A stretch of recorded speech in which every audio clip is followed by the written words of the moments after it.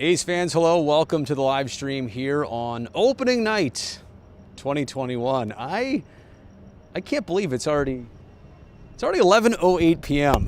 This evening flew by. I know we started a little bit later than games normally will this year. 7:08 first pitch. Some opening night festivities. Feels good to get back to that.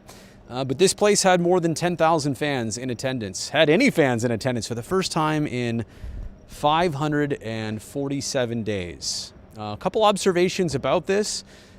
These 10,000, let's just call it 10,500, they were so well spaced out that, you know, if I didn't know the amount, I would have guessed there might have been 25,000 people here. I'm not gonna say it was like a 50,000 crowd for a playoff game, but it definitely felt more than 10,400 just because of how spaced out everybody was. There's twofold conversation to have here. I do want to talk about the game tonight. Unfortunately, there's not a lot of positives to it when you lose by 7. But I also do want to talk about what it was like to be here, what it was like to be at the first sporting event in Northern California with fans since the pandemic started in early 2020. Hugo asking, how did the energy feel? You know, honestly, I was back in the office. We have an office here that I was in for the middle innings of the game to do some work, catch up on the scorecard. But watching and taking in the first couple innings here, you know, it's weird to say because it was electric for everybody to have this experience all over again, but it just wasn't like what a true opening night is when this place is packed. And that's unfortunate, but I'm glad for the opportunity to happen.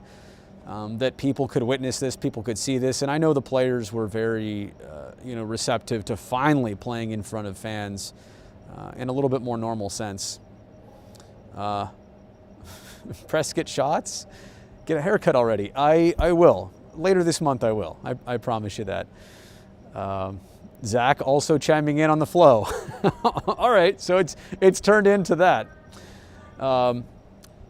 Let's get into this baseball game, and I think, you know, for Zach Greinke to go 6 innings of scoreless baseball, 3 hit the A's, it's amazing because as soon as Enoli Paredes came in, that was like the door opening a little bit for Oakland, and that's obviously when they scored their first run. Laureano doubled, Olsen walked, and then Chapman with the sac fly. So that was the manufacturing of runs tonight.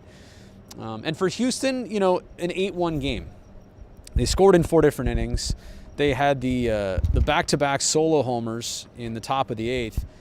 And I felt like it was the 8th and 9th, really. And I'm not crossing off innings. You know, you can't do that in a baseball game. That's why you play 9.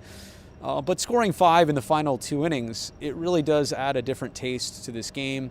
I think Bob Melvin and company were just trying to get through the game at that point, just to complete it, not totally tax your bullpen in a 4-game series like this.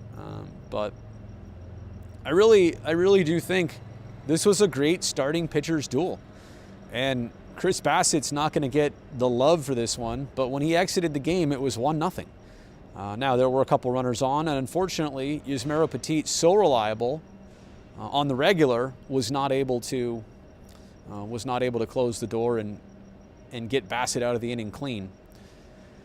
So I think, you know, you got to chalk it up as a pretty good start for Bassett, considering it was the first one, his first opening night start. There's some jitters that come with that, but I don't think he showed that whatsoever. For Bassett, 5 1/3, 4 hits. Yeah, 3 runs. That's the hard part to digest. 2 of them came obviously after he was out of the game. Those runs were credited to him. But 68 pitches, 46 strikes. So clearly, too, and on both sides, too, because Greinke, and I say only threw 82 pitches, that might have been even higher than Dusty Baker wanted on the Astros side. You know, first start of the year, you're trying to keep it simple. You're trying to count how many times you go up and down, take the mound, then back in the dugout. I think 6 was probably going to be the limit for Bassett anyway. But Matthew says, looking forward to coming to an A's game later this summer, and you're glad I'm here. Well, you know, I honestly had no clue what this was going to be like tonight. I really, how would I know? I haven't been to a sporting event during a pandemic with fans. I will say, though, in the last week, on Monday night, I was at SAP Center to watch a hockey game, and tonight here, a baseball game with fans. The fake crowd noise is just never going to do it. It's the best you can do in these situations with no fans, like we've seen in the last year. But now, having seen both literally in the span of a week, there's just nothing like the instant crowd reaction. And even, like I said, the 10,000 here, in a big play like either one of Pinder's jumping or diving catches, this crowd went nuts for different reasons. Oh, how about this? Booing the Astros. That's another thing we should talk about. The 10,400 that were here, I thought really fed it to the Houston players appropriately tonight. What a season, what a road season they're about to endure, going from ballpark to ballpark and having to get this similar reception. And they're going to get it from a lot larger crowds at different places all across the country. Will it impact them? Will it affect them? I'm not here to say that now or even over the long haul, right? Like, will it wear them down at some point? I don't know. But it was clear to see. And what am I going to say? It was good to see them get booed? No, but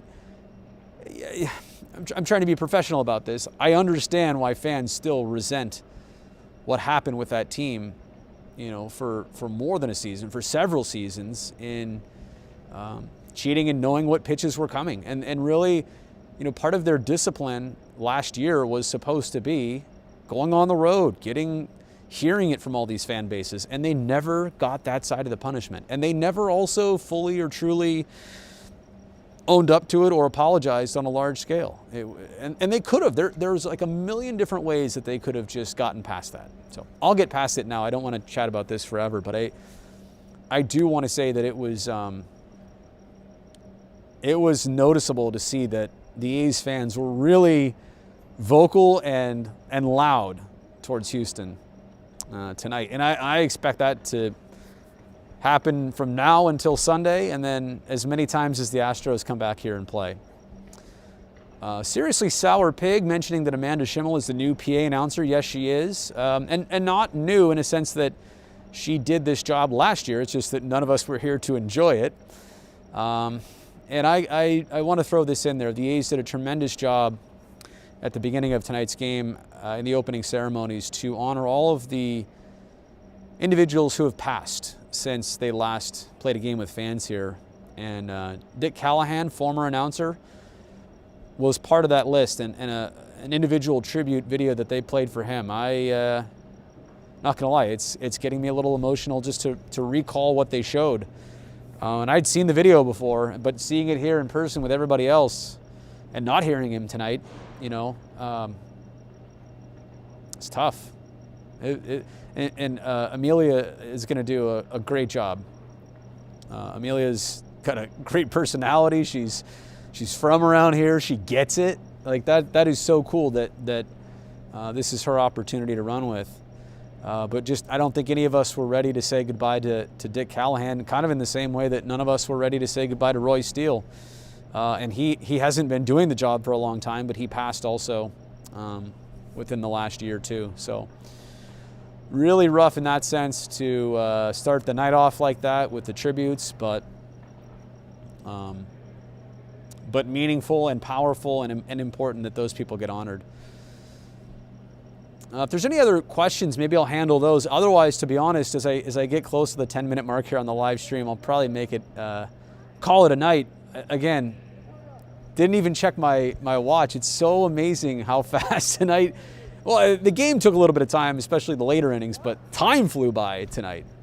And I think, it's ambitious for the A's it's ambitious for Major League Baseball to go now through 162 games as the pandemic is hopefully finally subsiding.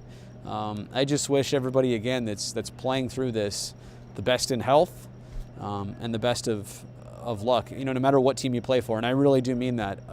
This is still different. The protocols, the situations, and hopefully, honestly, what I really hope happens here in the course of this baseball season is I hope, and you know what, that's a great question. Jolie Tacos just asked it. Personal question, with all this virus stuff, does this feel like a first step to turning the corner for me personally. I'll say it in a group sense. I really do hope that, I watch back this video in September at the end of the A's baseball season, and they're doing well, but I say, look at me with a mask out there at the Coliseum on opening night. Remember that? And hopefully I'll say remember that, because it's not the case anymore. And yeah, people are feeling better, and life is more normal, and more regular things happen. But I just feel like the course of this season is going to bring us finally some change that we've all been hoping for. I don't know that it's going to bring us completely back to normal, but change enough would be a good start. How many games do I think Pinder plays? You know what? Game like tonight, you get a couple hits, you make a couple diving catches in right field. How do you take him out of the lineup if you're Bob Melvin? How do you not go right back to him tomorrow in that same situation? I know he's earned it. So, how was the vibe in the stadium? Again, it was good. It was really good. They didn't have any fake crowd noise here. Everything you heard was natural, and it was so spaced out. I think actually, on a slow night here anyway, where it'd be around 10,000, maybe if they could find a way to space fans out a little bit better, it would just have this type of vibe where it didn't feel empty. It really did not feel empty. But as we know, 10,436 here in attendance. Anna, see you in October. Or are you talking for hockey, or are you talking for baseball playoffs? And by the way, I'll conclude with this. It is just unbelievable to think that the last time I was here, it was the American League wild card game, October 2nd, 2019. That feels like 5 years ago. And it was only 547 days ago. But do I have a prediction on who can win the division? I'll tell you what, I'm not going with the Pacoda prediction of the A's at 82 wins. I think that's bogus. So I would like to think that the A's can take advantage instead of being the chasers for the last couple of years. They can have some fun with being chased now by the Houston Astros for the rest of this season. So I'll tell you what I'm going to do here. I'm going to officially sign off, and as I do it, I am going to give you a quick little look. Oh, nope, not at the outfield stairs. Give you a quick little look at the field tonight, if I can do this properly. Give me 1 second.